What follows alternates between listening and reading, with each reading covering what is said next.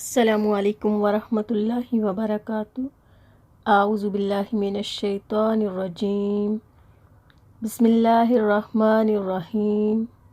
رب اشرح لی صدری ویسر لی امری واحلل عقدۃ من لسانی یفقہوا قولی رب زدنی علما۔ سورہ الاعقاف آیت نمبر 15۔ اللہ سبحانہ تعالیٰ کی اپنے بندے کو وصیت ہے اس آیت میں، اور آیت کے دوسرے حصے میں دعا ہے۔ تو اس کا پہلے لفظی ترجمہ دیکھ لیتے ہیں۔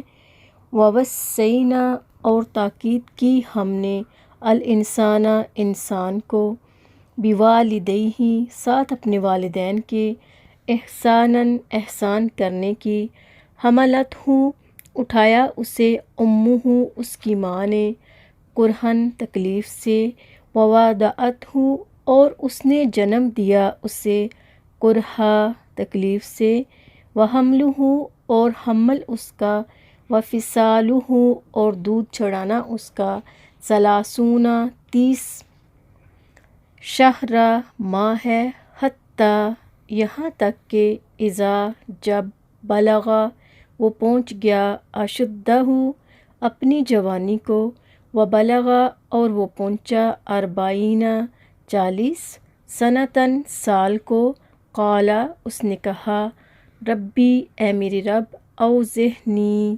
توفیق دے مجھے، ان کے، اشکرا، میں شکر ادا کروں، نعمتک، تیری نعمت کا، التی، وہ جو، انعمت، انعام کی تو نے، علیہ، مجھ پر، وعلی والدی، اور میرے والدین پر، وان، اور یہ کہ، اعملا، میں عمل کروں، صالحاً، نیک، ترضاہ، تو راضی ہو جائے جس سے، واصلح لی، اور اصلاح کر دے میرے لیے، فی ذریتی، میری اولاد میں، انی، بے شک میں، تبتو، توبہ کی میں نے، الیکا، طرف تیرے، وانی، اور بے شک میں، من المسلمین، مسلمانوں میں سے ہوں۔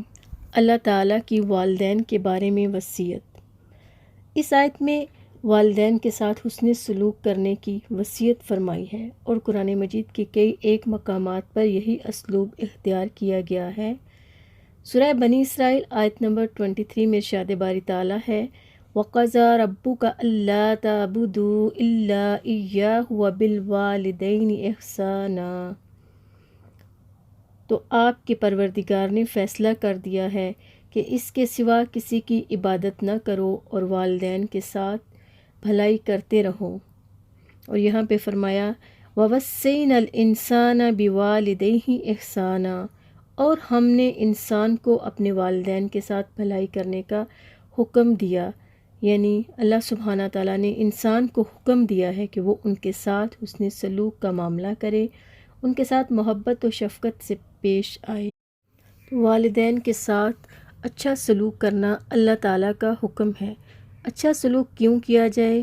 کیونکہ اولاد کے ساتھ والدین کی بہت سی مشقتیں ہوتی ہیں، خاص کر ماں کی۔ والدین اولاد کے لیے بہت سی تکلیفیں اٹھاتے ہیں۔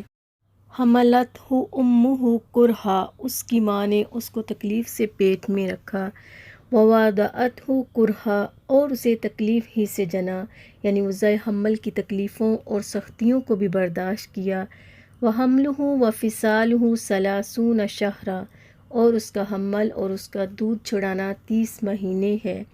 حضرت علی رضی اللہ عنہ نے اس آیت کریمہ اور سورہ لقمان کی آیت کریمہ جس میں یہ الفاظ ہیں، وفصالہ فی عامین، اور 2 برس میں اس کا دودھ چھڑانا ہوتا ہے۔ اسی طرح سورہ البقرہ آیت نمبر 233 میں ارشاد باری تعالیٰ ہے، اور مائیں اپنے بچوں کو پورے 2 سال دودھ پلائیں۔ یہ حکم اس شخص کے لیے ہے جو پوری مدت تک دودھ پلوانا چاہے۔ یہاں خاص طور پر ماں کی تکلیفوں کا ذکر کیا جا رہا ہے۔ ہمیں اپنی اپنی جگہ پر دیکھنا ہے کہ ہم اپنے والدین کے ساتھ کیسا سلوک کر رہے ہیں۔ یہاں احسان کرنے کا حکم دیا جا رہا ہے۔ احسان کیا ہوتا ہے؟ حق سے بڑھ کر دینا، حق سے بڑھ کر نیکی کرنا۔ پھر فرمایا، حتیٰ اذا بلغ اشدہ، یہاں تک کہ جب وہ خوب جوان ہوتا ہے، و بلغ 40 سنتن اور 40 برس کو پہنچ جاتا ہے۔ قوت اور عقل کی پختگی یعنی 40 سال کی عمر، خاص طور پر 40 سال کی عمر بھرپور جوانی کی عمر ہے، اس لیے پیغمبروں کو جو نبوت عطا ہوئی ہے وہ 40 سال کی عمر میں ہوئی ہے۔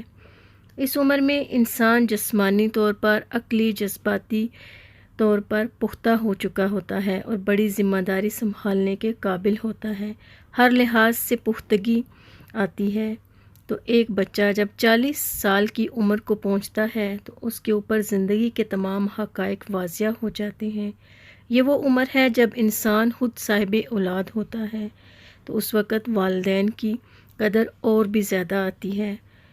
اس لیے خصوصی طور پر اس عمر کا ذکر کر کے فرمایا، قال رب اوزعنی ان اشکر نعمتک التی انعمت علی وعلی والدی وان اعمل صالحا ترضی۔ تو اس نے کہا، اے میرے پروردگار، مجھے تو توفیق دے کہ تو نے جو احسان مجھ پر اور میرے والدین پر کیے ہیں ان کا شکر گزار بنوں، اور یہ کہ میں نیک عمل کروں جسے تو پسند کرے۔ شکر ادا کرنے کا بہترین طریقہ کیا ہے کہ میں نیک کام کروں جو تیری نظر میں پسندیدہ ہوں، جن سے تو خوش ہو جائے۔ اوپر جو بات ہوئی کہ ہم نے انسان کو تاکید کی کہ والدین کے ساتھ احسان کرے، تو اہم ترین احسان کیا ہو سکتا ہے؟ انسان والدین کو اپنی دعاؤں میں یاد رکھے، پھر ان کی ذمہ داریاں جو ہیں ان پہ شریک ہو۔ یہ ایک انتہائی جامع دعا ہے، کیونکہ ہم عام طور پر والدین کے لیے دعا کرتے ہیں یا بچوں کے لیے، اس میں سب کو اکٹھا کر لیا گیا ہے، کیونکہ شکر گزاری کسی نعمت کی حفاظت کرتی ہے، نہ صرف حفاظت کرتی ہے بلکہ اس کو بڑھانے کا ذریعہ بنتی ہے۔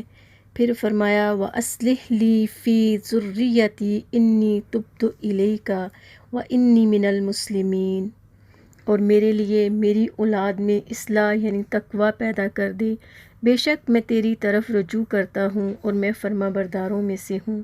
یہ اللہ تعالیٰ کی طرف سے رہنمائی ہے کہ جو شخص 40 برس کی عمر کو پہنچے تو اسے یہ دعا مانگنی چاہیے۔ کیسی جامع اور ڈیپ دعا ہے۔ شروع میں بھی شکر اور اختتام پر بھی توبہ کرتا ہوں، میں توبہ کرتا ہوں۔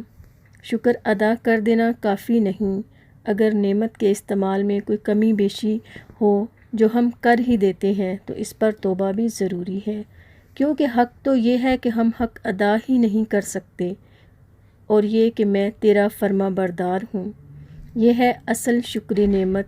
انسان ہمیشہ اللہ کا بندہ بن کر رہے۔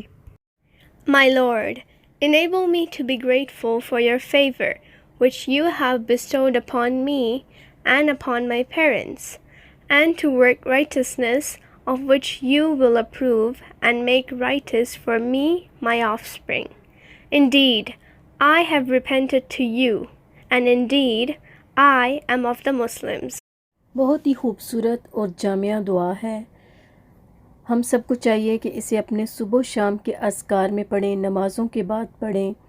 اللہ سبحانہ تعالیٰ سے دعا ہے کہ اللہ تعالیٰ ہمیں عمل کرنے کی توفیق عطا فرمائے۔ آمین۔ السلام علیکم ورحمۃ اللہ وبرکاتہ۔